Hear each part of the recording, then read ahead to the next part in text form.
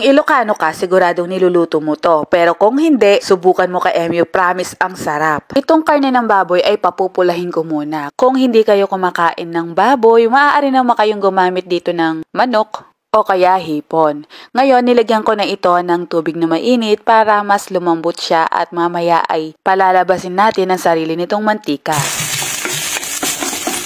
Pag ganito nang mamula-mula ang karne, iset aside muna natin ito tsaka tayo dito magigisa ng bawang. Pamaya-maya naman ay nilagay ko na rin dito yung sibuyas. Nung okay na ay inihalo ko na itong karne. Tapos naglagay tayo dito ng bagoong isda. Kayo na pong bahala sa dami ng bagoong isda na ilalagay ninyo. Depende kasi yan, may mga bagoong isda na napakaalat, meron naman na tama lang. At ayan, naglagay na nga rin pala tayo dito ng tubig at saka natin ito tatakpan para mapakulo.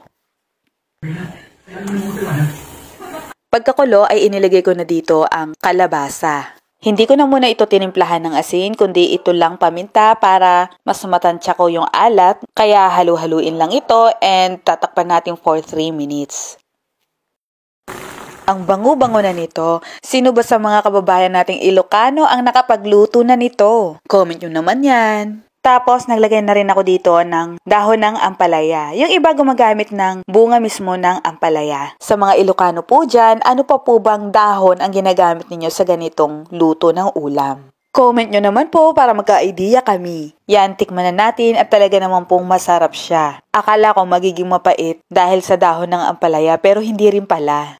Actually mga ka-MU, first time kong lutuin ito. Nakita ko lang to sa isang video at parang natakam ako. Meron palang ganito kasimpleng dish na hindi alam ng karamihan. Kung tawagin ito ng mga Ilocano ay dinoy-doy. Ewan ko kung tama yung pronunciation ko. At syempre pa, masarap i-partner dito ay pritong isda. Kahit anong isda. Tara na mga ka-MU, kain na po.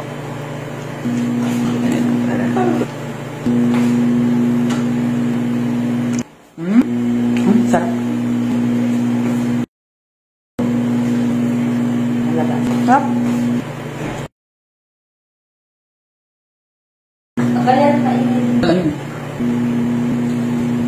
Ngayon lang po kami nakatikim nito. Ang tawag daw.